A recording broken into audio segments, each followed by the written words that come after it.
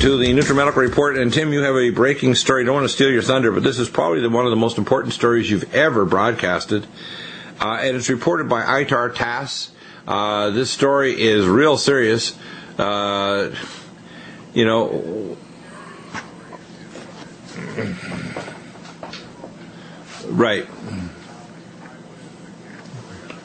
Et cetera, et cetera. Okay, here's what happened. A few hours ago, a Malaysian Airlines Boeing 777, which, by the way, is a great airplane, was shot down over the eastern Ukraine near the Russian border. Right. It crashed, and over 200 and some, almost 300 people. Yeah, 280 plus people died, yeah. Yeah, almost 300 people died. Okay, now, this was far, far more than what it first appeared. Both sides have been saying the other side shot it down. However, eyewitnesses in Donetsk reported that a fighter aircraft launched a missile at it, and it broke apart. Right. Okay, now, here's what we know. Within minutes, at the same altitude, same direction, of this plane going down, President Putin of Russia's state aircraft was flying. This was an attempt to take out Putin. And according to Veterans Today and other sources, it was not a Ukrainian junta Air Force plane, but a U.S. manufactured F-15 in the Israeli Air Force that launched the missile. They missed. They screwed up. Now, if you're going to take Putin out, you damn well better get the job done, because he's the super oligarch. He's very shrewd, and he's do you know how many attempts in his life he's had in the last 4 years?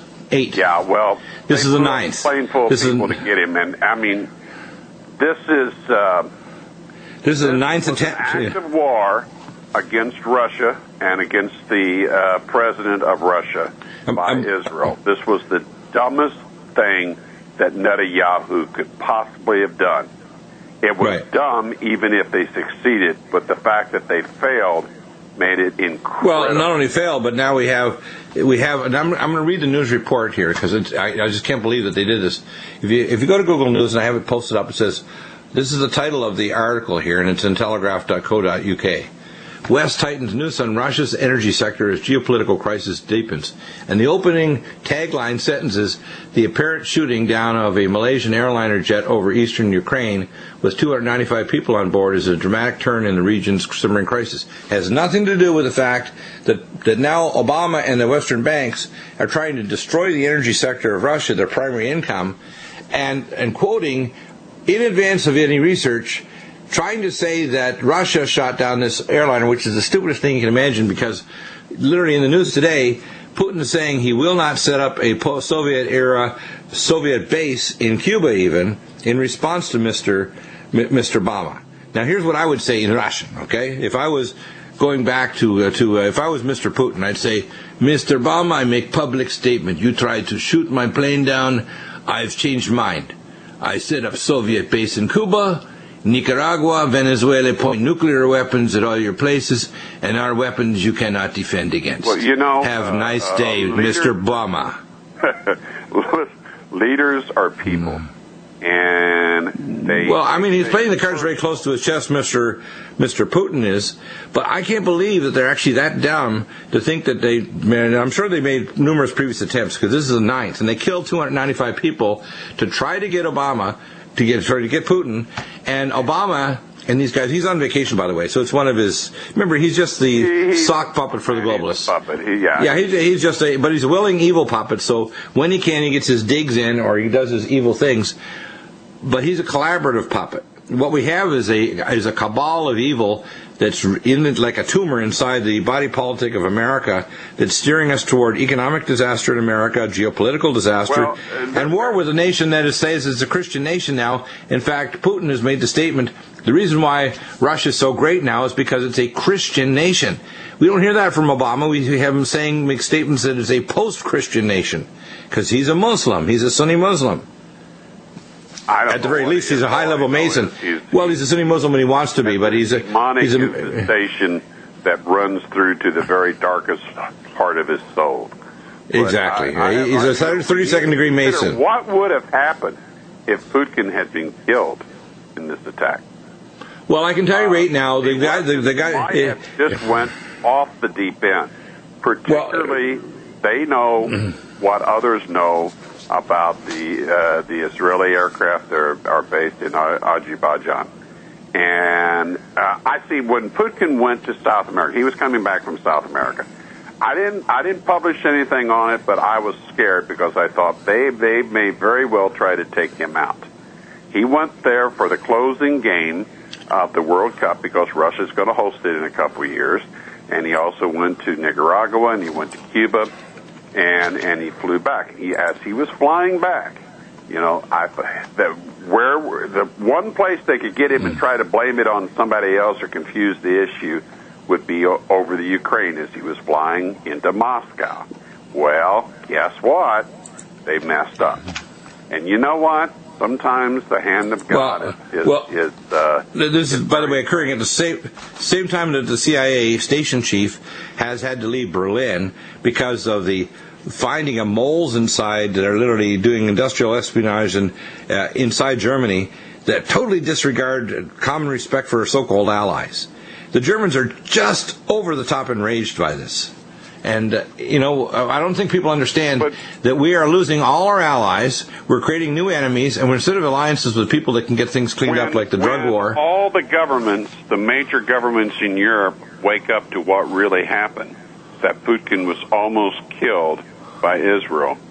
There may not be public statements, but you can bet your bottom dollar that the scramble phones are going to get one heck of a workout. And look, if you analyze what happened, a Boeing 777 airline, and some airlines have avoided the Ukraine, but most haven't. So there's airlines flying over the Ukraine all the time, or have been. Okay, they fly at between 45 and 52,000 foot altitude, usually around 45. All of the aircraft that have been shot down over the Ukraine by either side have either been at around 24, 25,000 foot altitude or much lower. Right. Some of the prop planes that have been used, the larger ones, were at a little bit higher altitude. The ground attack aircraft that have been shot down have been 10, 15,000 foot altitude or less. This is not an accident. This is not a coincidence. This wasn't where we're targeting this airplane because we think it's a Ukrainian fighter or something.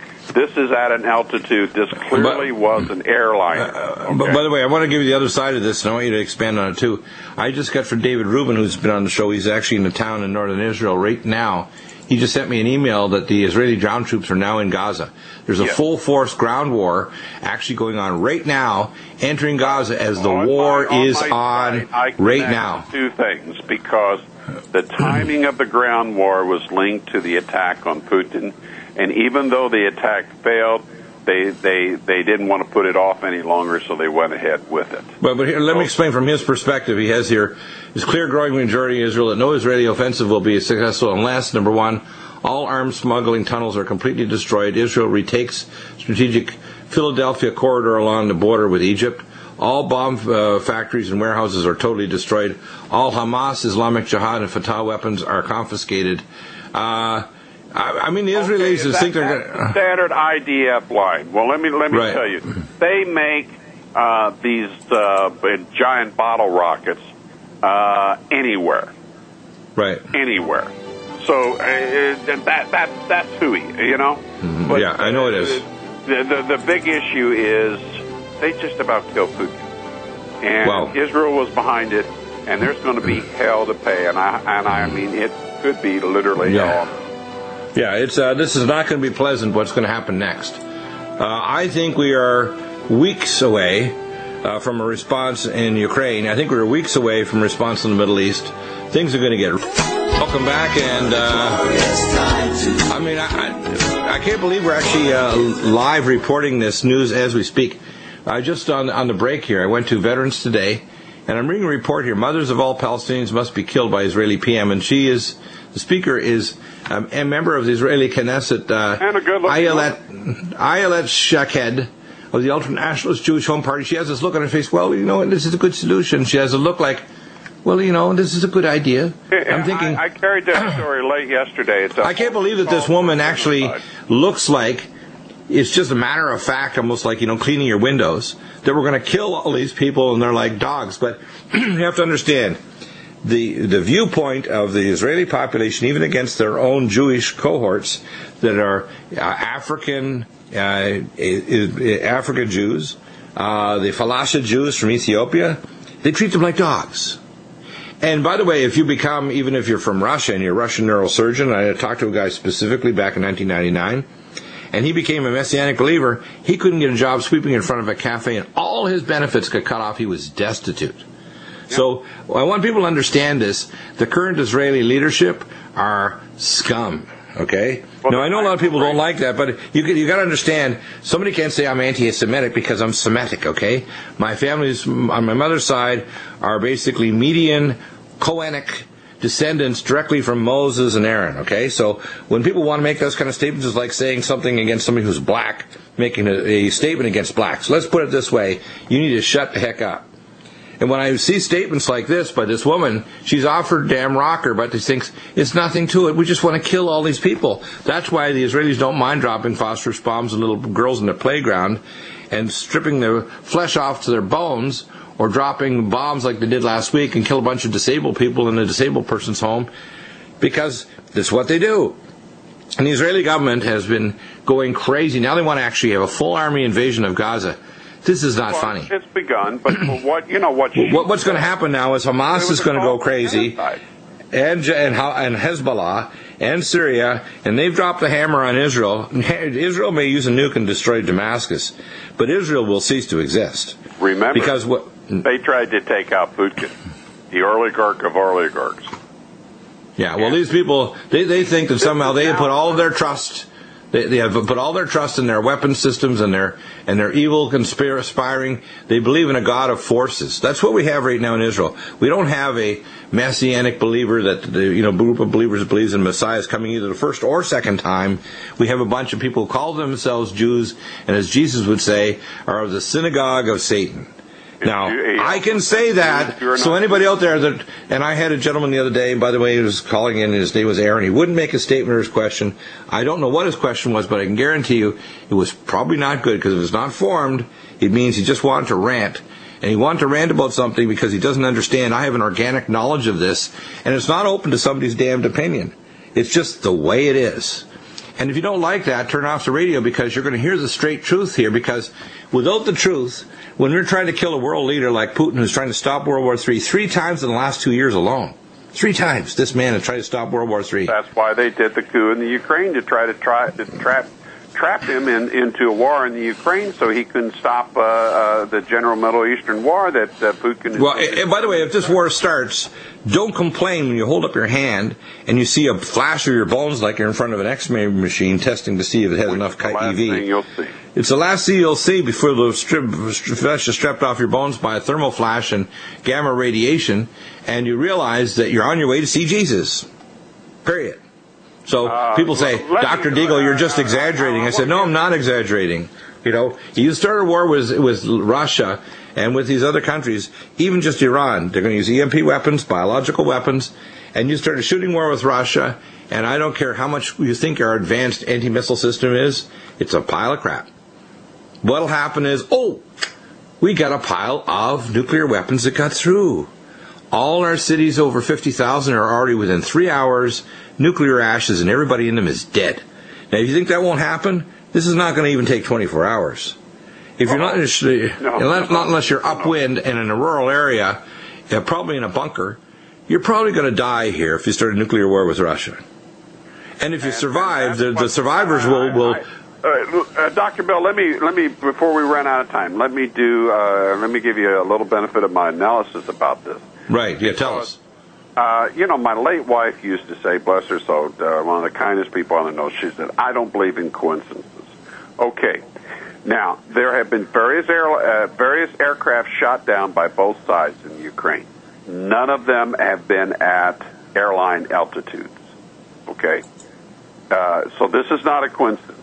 Right. Although some airlines have been avoiding the Ukraine, many have not, and there are constantly airliners flying at airline altitude, say 45,000-foot flight level or so, every day. And the fact that this airplane was on the same altitude, same track, only minutes apart from the Russian state aircraft of Putin is not a coincidence. No. They missed. They're intelligent. Well, if you look at the two planes, they actually show in the picture, the article I posted up, the markings on the plane, the colors of the stripes on the planes are both white. They have the same color stripes. Yeah. It would be easy if you're, let's say, 3, 4, 5 miles and you're just launching one of these heat-seeking missiles. You're 3 miles away, you see the color stripes, you say, confirmed flight path, boom, hit the button, and then get the hell out of there. And you guarantee that... AMRAAM, which is a radar-guided missile because you can launch it a little bit further away. And by the way, the reason why they do that, and you know this the same way with our Air Force One, is we have anti-missile systems that include heat-seeking missiles on Air Force. When I was going to do the Third Millennium Global News 16 years ago, they didn't want to be counter-striked by a missile from Putin's plane because... by King Hussein's jumbo jet. And Right. it had, supplied by the U.S. Air Force, anti-heat-seeking missile laser beams built in over each engine, all 3 engines, and on the side. So I know a lot about that. Okay. Right.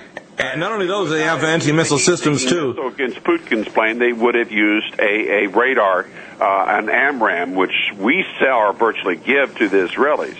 Okay?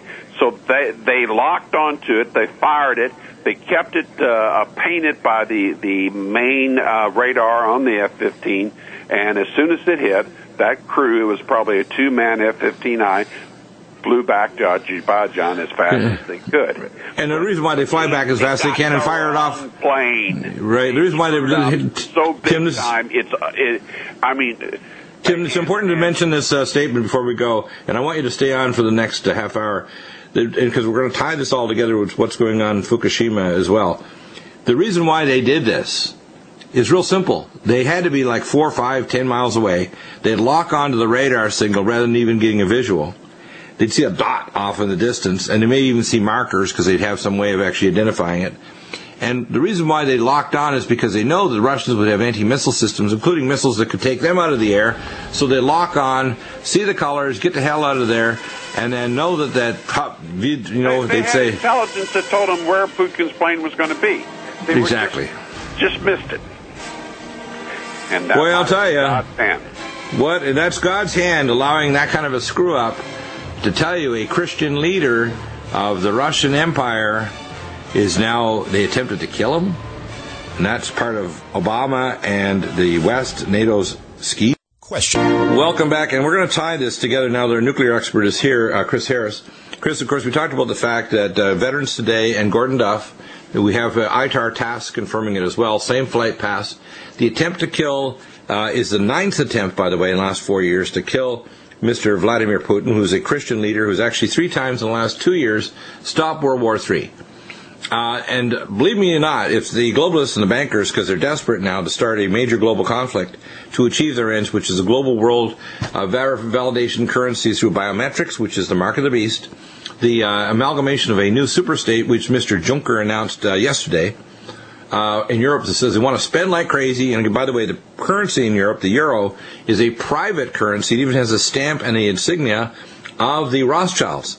That money, those gold bars and everything, they're owned by the Rothschilds. People don't know that. They don't realize every single note of currency that's used in Europe is a private currency owned by one person. Isn't that insane?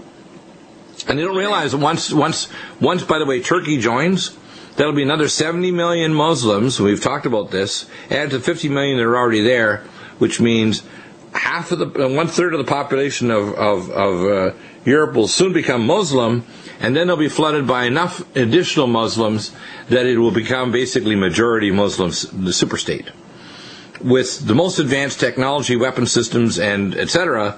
And we need to know that the integration of the American space-based weapon systems and the European are fully integrated. So this is really bad. People don't understand it. Israel, by the way, is hanging by a thread. And I have a report here by Gilad Izman, who's also Israeli, and he talks about, again, Israel is destroyed. And Gilad, of course, writes articles on Rents.com. He's actually often on as a guest, but he's on Veterans Today. And I'll post that article, too. What we're seeing after the tsunami, which I think it's called, I don't know if I'm pronouncing it correctly, but the tsunami that struck last week, NEOGURI or something. What's it called? NEOGURI. Yeah. NEOGURI. Yeah, the NEOGURI tsunami basically made it even more of a THIXOTROPIC oatmeal mess. And the earthquake, 6.8, further shook it to cause it more to jellify it. We now know that the entire place is bubbling up with radiation. There's no way they know how many thousands of tons or hundreds of tons of radiation is being released. They're now talking about putting a roof over the entire place. They're building new tanks after they cut down even more trees and so on. Yeah, but this is an uncontrolled mess where they can't get into reactor 1, 2, or 3. And now they're saying that this is going to bubble off radiation for thousands of years. We already know the bioaccumulation is killing a lot more people downwind in Hawaii. I've got new reports of the cancer rates have gone orbital in Hawaii. The west coast of the United States and so on, the rates now that we're past 1,000 days are going to go considerably higher because the long-acting isotopes bioaccumulate. And we had last week on the program Dr. William Ray, head of the Dallas Environmental Clinic, that does measure heavy metals and radioisotopes in their patients that come to the Dallas Clinic, and at ehcd.com. And it shows that clearly those people that are west of the Rockies are getting higher amounts. But guess what? This week, we had a major surge and weird twisting of the jet stream that brought it over southern Canada, the northern states of Washington, went across Idaho, swept down across the other side of the Rocky Mountains to the Midwest, and back up to the Northeast. We're seeing major dumping of very high levels of tritium and long-acting isotopes along with the regular stream of radioiodine. I think we are in a mitochondrial apocalypse from electrotoxins, radiotoxins, GMO food, everything you can imagine that's bad for human or any other biology. And we're combining it now with the ongoing threat that we're going to be exposed to EMP, nuclear warfare, chemical and biological warfare, and the fact that Israel is getting so desperate now that they're actually willing to attempt to kill the president of Russia. We're on the knife's edge of World War III. And there will be a peace treaty because it's sworn in the Bible they will make a covenant with death. That covenant with death has to, by rabbinic law, occur on Sukkot after a Shemitah year. The first day that can happen by rabbinic law is September 28th, 2015. That's real close. It's actually the last blood moon. That tells us, if we're watching on the wall, and I'm not setting dates because it could be 7 years hence after that, but this is nuts. And I don't know what Russia's going to do. They're doing everything. They're even making statements this week before the attempted shooting down of the Russian jet that they're not going to set up a Soviet-era base in Cuba. This is what Putin's made a statement. Well, if I was Mr. Putin now, after being almost shot down by Obama, as they call him, the Abominator, I would be doing a call back on the red phone while he's on vacation to Mr. Obama and say, Mr. Obama, I changed mind. We now will be setting up military base in Cuba, Venezuela, and Nicaragua. Have a nice day. Now, let's face it, these are very advanced nuclear weapons and evasion systems. It means our evasion system called theater air defense, which, by the way, I had security clearance to know the exquisite details, and I have a photographic memory of exactly how it works. And it's way more advanced than the Patriot 1 or 2 system or the Iron Dome that they're now going to spend almost $400 million to try to up it for the Israelis, because that system can be overwhelmed so quickly. Anybody living in Israel basically now is not playing Russian roulette. You've got Russian roulette with every chamber of the gun now loaded, and if you're staying there, you're stupid. Because if they start a shooting war with all these 200,000 missiles, you're going to be really dead real soon. The only thing holding it back is God gave his judgment at the time of Jacob's trouble, a time for Jews to repent and accept Messiah, a time for America to repent and get rid of this fool Obama and the globalists running our nation. We're in real big trouble. We're not fixing Fukushima. We're not protecting our plants against great earthquakes and volcanism. And by the way, now, the asphalt around some of the roads around Yellowstone is getting so hot from this Yellowstone superheating, it's turning the asphalt into mush.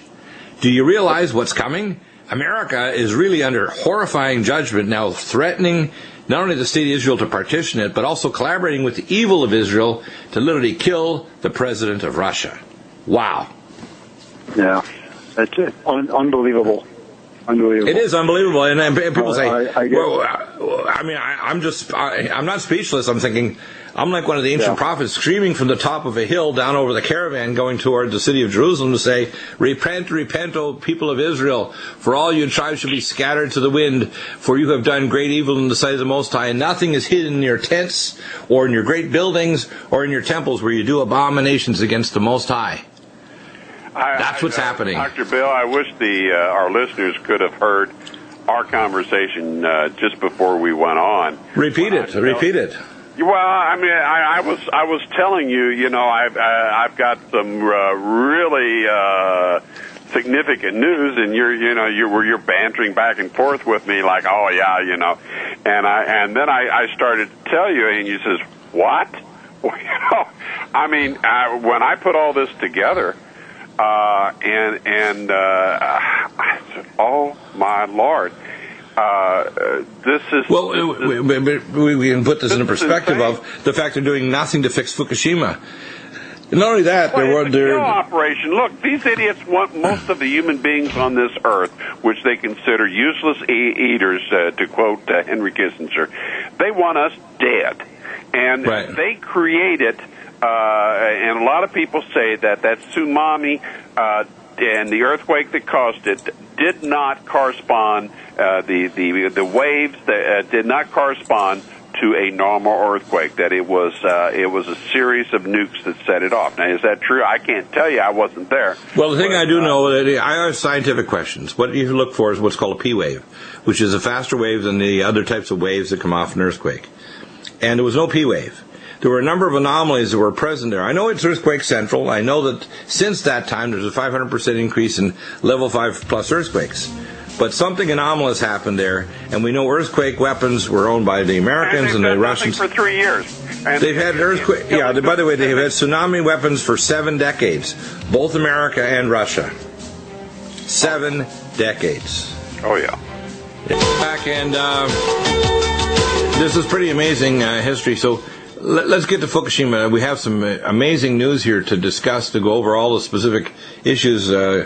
Chris, right now let's go over the Fukushima, in Sendai you have all the report here about the Nuclear Regulatory Agency.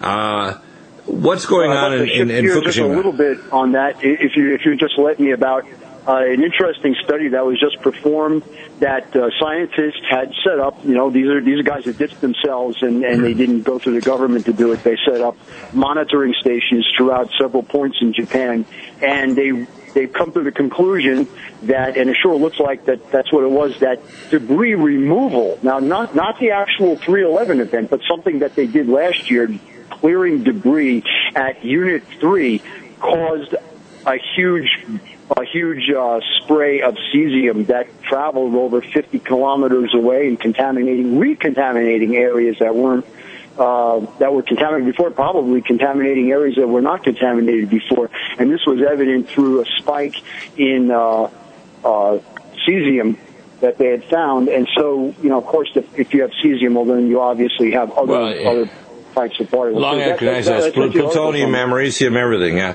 Of course, with cesium, you're going to see cardiac arrhythmias, breast cancer, thyroid cancer, adrenal cancer, organogenesis of the fetus, all totally disturbed, all kinds of cardiac arrhythmias, atrial fibrillation, atrial arrest, vascular spasms, strokes, heart attacks, you name it, it's bad. And the problem is, you see, it's going to go downwind, and those isotopes don't care whether they're in California or Utah or the Northeast, or they go all the way to Norway.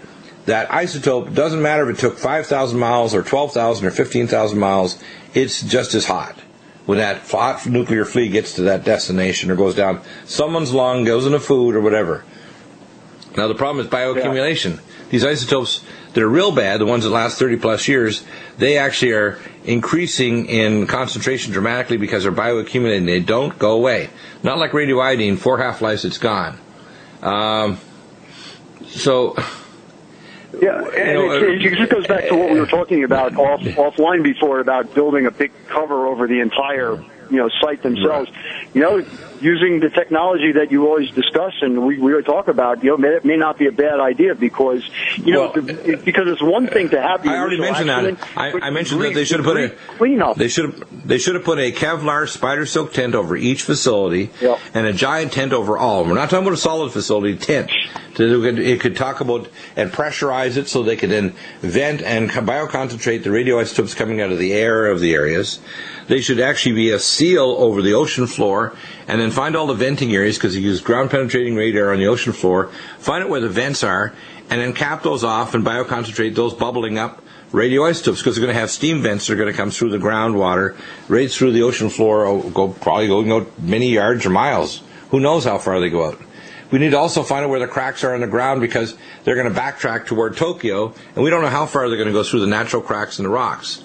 So they need to start doing drilling and finding out where the heck they are using ground-penetrating radar and other technologies, because this is like a metastatic tumor sending its isotopes in every direction it can, including in the air, under the ocean floor, and back toward Tokyo and the northern subway system. If they use a systematic approach, like I mentioned, it's in the book that I put together that'll be coming out shortly, then they would have solved it. But they should not be building a solid, quote, roof. They should be building a spider silk Kevlar tent over every single facility separately, and then one over the entire facility. They should, what happens is they should try to stop moving the material. They have to dehydrate the entire place and create a crystalline sarcophagus with boronated hyperosmolar solutions using a specific frequency that's a harmonic frequency to speed up crystallization of the boron. And then they need to stop neutrons and water. Those are the two main enemies. Now, you had someone who was actually on site that went and did a walkthrough. What are the 2 or 3 top things that they found when they're over on site recently? Because you have a colleague, a nuclear safety expert, that was there on site. What did they find? And he was invited there because he's one of the top leaders in waste management for nuclear waste, including 3 Mile Island and other sites. And so he was invited out there to give his expertise and to participate in a discussion or there was a meeting. And so basically I got pictures and everything else today. He got to actually still suit up. Now, he went right between Unit 3 and Unit 4. He picked up a good, healthy, couple of millirem, just passing through. The place is still radioactive. It's hot. You still need respiratory protection. We know that. And so although some of the areas are being cleaned up and all, still in the manner of real removal of the fuel and cleanup of the fuel, that nothing has really been done on that. Now, so they're focusing on waste management. One of the things that he did discuss with me was that yes, they are replacing all of the bolted connection tanks that we talked about a long time ago were totally inadequate. Yeah, the ones that were not bolted properly on the bottom, right? So they're probably replacing them with giant tanks. Yeah. The problem is that at some point they run out of tanks. They run out of space to put the water. And then they don't have a filtration system. The ALPS is still not working properly. So ultimately what they're going to do is they have to bioconcentrate the toxins, put it into a solid waste, put it in double-hulled ships, and put it at the bottom of a tin mine, which is up to 6 or 7 miles deep. That's the solution. There really isn't any other solution to this. They need to stop trying to remove the waste, because what they're doing on the surface is they're actually increasing the chance that, like they did a year ago, of cesium and other isotopes released all over the place. And need to stop trying to do that, and need to realize they're not dealing with remediation of a nuclear plant. They're dealing with a nuclear wasteland, a dangerous place. And they got to stop trying to do things that you do if you had a plant that was breaking down and you need to replace some pipes and some controller switches and other things, and realize this is not like this. This is like, after the Israelis are stupid enough to dump a bunker buster GB-54 bomb on the Bashir reactor, now you got fragments of a nuclear plant and a giant radiation cloud going over Myanmar and China and Japan and South Korea and heading toward America. That's what you're dealing with. There's a giant plant blown to bits that is no longer, and is bubbling nuclear isotopes 75 to 100 feet underground, and it's venting that out with superheated tritiated water out to the ocean floor and back toward Tokyo, and venting it through the ground, through this THIXOTROPIC mess, where the buildings are ready to fall over and everything's about to go into a pyrophoric fire. I mean, this is really a scene out of Dante's Inferno, but people don't get it. And the engineers, they need to change gears. They need to stop. They need to start thinking with their imagination. Like I call it, like Disney said, Imagineering. That's why I mentioned things like spider silk, Kevlar tents. Why didn't they do this 3 years ago? Much of it was venting up in the air. If they had an air filtration system and they're using all kinds of filtration, multi-level filtration systems, they could have bioconcentrated a lot of the isotopes that are venting into the troposphere, but they didn't. When they're moving this stuff around, they're crazy because they're going to release a lot of it into the air. And I don't think they give a damn about how many breast cancer cases or brain cancer or deformed babies or infertility or cardiac arrhythmias or heart attacks or strokes they cause. I don't give a rat's behind what happens. In fact, I think this is part of the agenda. They're not failing. They're massively succeeding. We just don't want to believe that they're evil. How long ago did we request or say or recommend that a covering be put over each of the units? Really, that was one of our top recommendations. Well, that was one of the first few weeks. That was back like 3.5 years ago. Yeah, 3.5 years ago, I came up and said right away, and I said they don't put a solid cover, they put one strong enough to withstand a change in the PSI by a hydrogen explosion at the very least, or a combination of hydrogen and small nuclear explosion, and these are going to be small, but they're going to be the propellant to repel lots of heavy isotopes, either nanoparticles or larger, into the upper troposphere, and they're going to be carried around the world. And that's what's happening. The fact is they haven't done that. They haven't done anything. And it is inexcusable and for 3.5 years that they basically have done nothing. Well, I'll tell you what the problem is. Who's going to pay? We're told now, and I got some recent reports, that ultimately Obama and the globalists are now saying, well, now that we've screwed a lot of people and ruined their health, we might consider the fact that America is going to have to pay not billions, but maybe trillions of dollars to clean up the mess. Well, by the way, one brief news upgrade. The Israeli Defense Force is calling up an additional 18,000 reservists. Yeah, I saw that too. Continue to develop. Wow. Tim, yeah, you need to call me. We need to do an update, and if you have a chance to pop in tomorrow too, in hour 3, that's really important. Pray for the peace of Israel, to say they're going to have to repent soon. Pray for America, led by a maniac and a bunch of globalist idiots. Pray for Mr. Putin, who is a Christian leader of a Russian nation that stopped World War III 3 times in the last 2 years. Pray for our nation that we actually have a real Christian leader that replaces the current fool in the White House. And pray for Mr. Obama, the MPD puppet for the globalists, that God can give him peace and bring him into reconciliation.